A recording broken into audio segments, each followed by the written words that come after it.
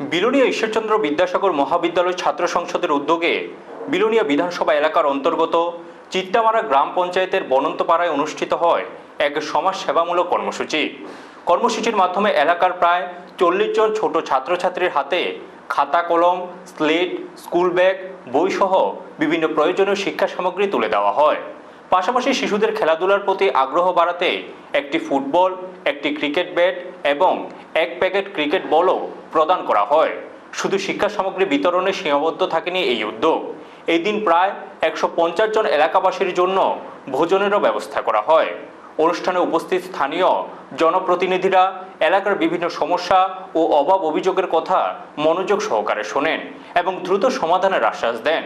ঈশ্বরচন্দ্র বিদ্যাসাগর মহাবিদ্যালয় ছাত্র সংসদের এই মানবিক ও সমাজমুখী উদ্যোগ এলাকাবাসীদের মধ্যে ব্যাপক সাড়া ফেলেছে।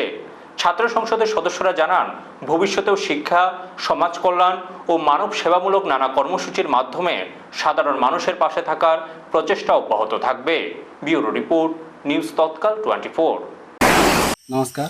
আজ ঈশ্বরচন্দ্র বিদ্যাসাগর মহাবিদ্যালয় ছাত্র সংসদের পক্ষ থেকে বিলোনিয়া বিধানসভার চিত্তামারা পাড়াতে আমরা স্টুডেন্ট ইউনিয়ন কাউন্সিল পক্ষ থেকে আজ আমরা এখানে যে শিক্ষিত আছে, ছাত্ররা আছে, আমরা তাদেরকে চক থেকে শুরু করে বই, কলম, খাতা এবং ব্যাগ তাদেরকে প্রায় 40 জনকে আমরা দিই এবং তার সঙ্গে এই গ্রামবাসীর যারা স্থানীয় যারা আছে তাদেরকে আমরা প্রায় 150 জন তাদেরকে ভোজন করে দিই।